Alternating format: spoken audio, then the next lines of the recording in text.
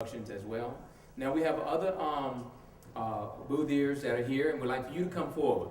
What I'd like to do is give them their recognition right now, because this is not directly on our presentation, but I want to give them, because they are the backbones of many events that we do, are those individuals that are willing to come forth and bring their product here. So come right up and share with them your name, and then you can share with them all about your product when they come to your table. Okay, thanks. Good evening. I'm Irma McCullough. I work under Classical Sales in Hayward.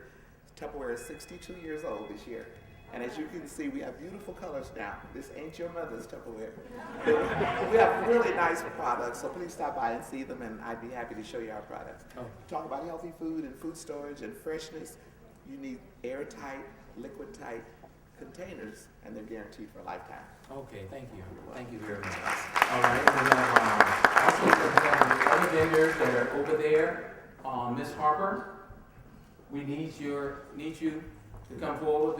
While she's coming forward, you guys, I would like to say that I'm a vendor here tonight myself. You guys may see that I have on like a little chef outfit. Check me out. I ain't no good cook like the master over there, the masters. But nevertheless, I'm here tonight, and what Enter Eden is doing, Enter Eden products, even though we're health and beauty products, we've added a food line to our products. And tonight we want to introduce that food line to you. It deals with organic, vegan cookies, chocolate chip cookies.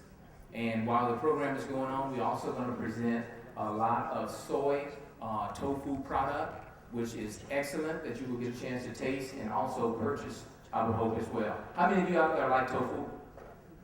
You know that tofu is one of the most fortified proteins that you can get in your body. Okay, it is a really wonderful product, and we have added a great deal of spice and flavor to it, and you're gonna love it. Okay, so did Margot come out?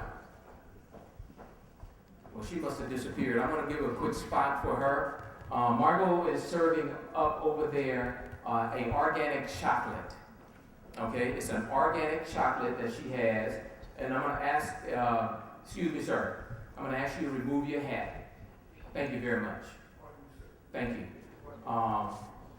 Margot is serving up organic chocolate. Now, what's the difference between organic chocolate and the regular chocolate that we go and buy that is fortified with all the sugar and it's laced with all that other stuff? This chocolate is diabetic friendly. Okay, it's diabetic friendly, therefore you can take it without it escalating your sugar. And also, it's a weight loss product. It actually helps you lose weight. Matter of fact, I take it every day. One in the morning, you're supposed to take one every three times a day before you eat, and it actually helps you lose weight. So please go over. She has samples for you over at the True Chocolate table, and by all means do that. And then we have the cookies. And then the MC is going to introduce our chefs for this evening. And I think I've said enough, and we are not on schedule with the program, but we're going to hook it up, so bear with us, okay? So we're going to hook that up. Here you go. I'll give it back to you, Mary.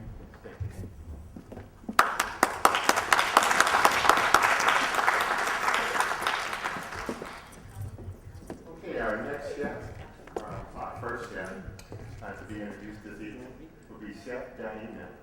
Did I pronounce that correctly? Close enough. It's Daima. Daima, sorry.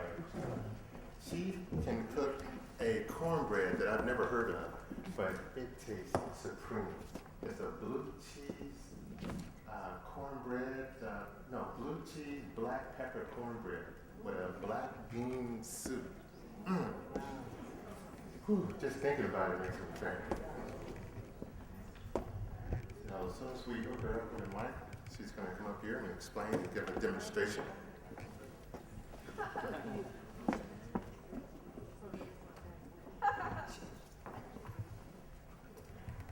I hope everybody is trying some of this food around here. I saw some food on the plate over here on this table, but it's all gone. What did you have? Collard green roll. Vegetables. Excellent. And your plate looks pretty clean. What did you have? I had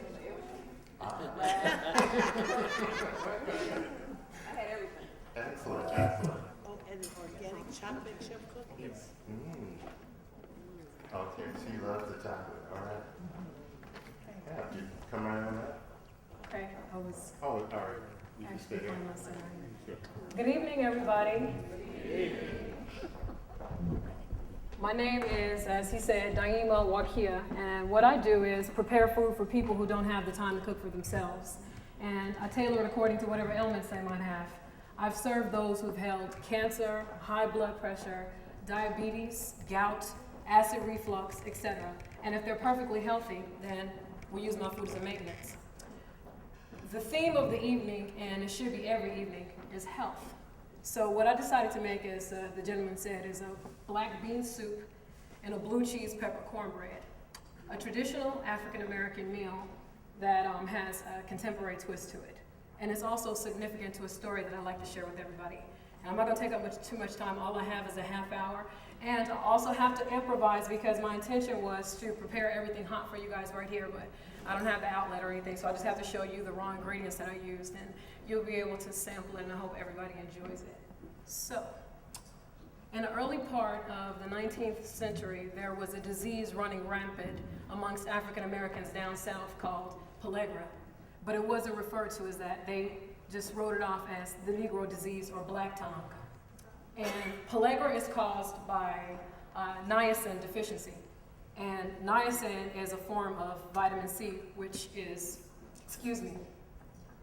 not easily metabolized by the human body without other vitamins and minerals to help break it down. So we were on what they refer to as the 3M diet. Meat, which wasn't really meat, it was fatback, meal, and molasses. So we're talking about fat, cornmeal, and something to sweeten it up. And that created the 4D symptom, which was dermatitis, causing skin inflammation and sores and scabs and whatnot. And there was diarrhea and,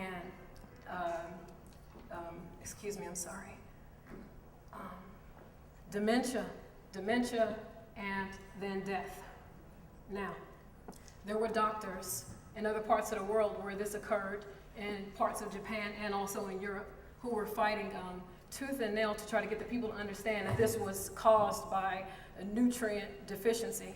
And if they just balanced out the diet, then it would go away. But nobody wanted to listen. And finally, those doctors were able to convince their people that that's what created it. Now, there was a doctor that came down south, and he went to an African-American orphanage, and he was studying the children.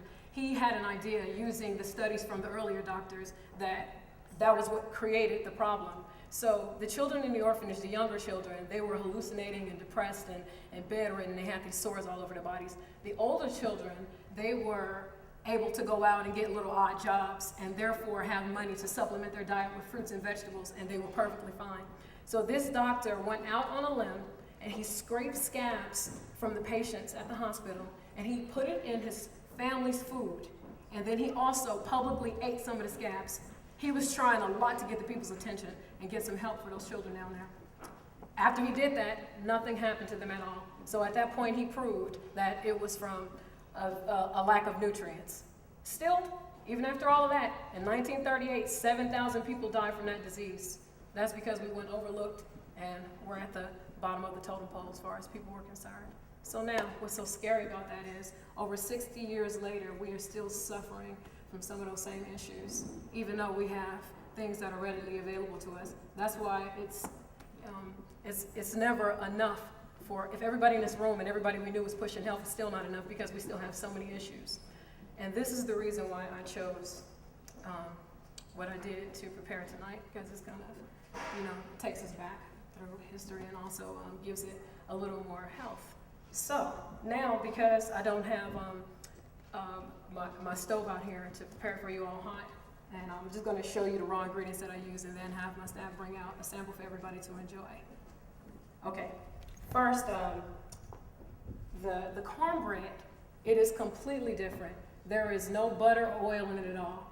What I used was yogurt. And I also used, instead of white flour, whole wheat flour. So we have the whole wheat flour, and we have cornmeal and yogurt.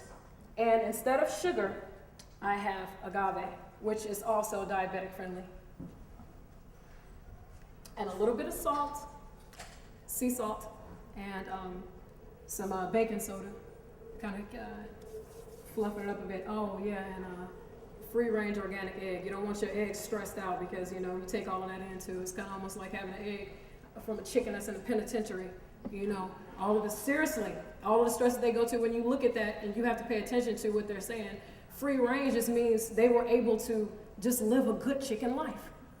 You know, and that's what the difference is. Whatever we eat from an animal, and if they stressed out and if they have any type of ailment, it's going all inside of us. So these are the reasons why it's important to pick out organic food and free range, things like that. That's what it really means, you know. He was happy. So, you know, it's good going in your system. So those are the ingredients.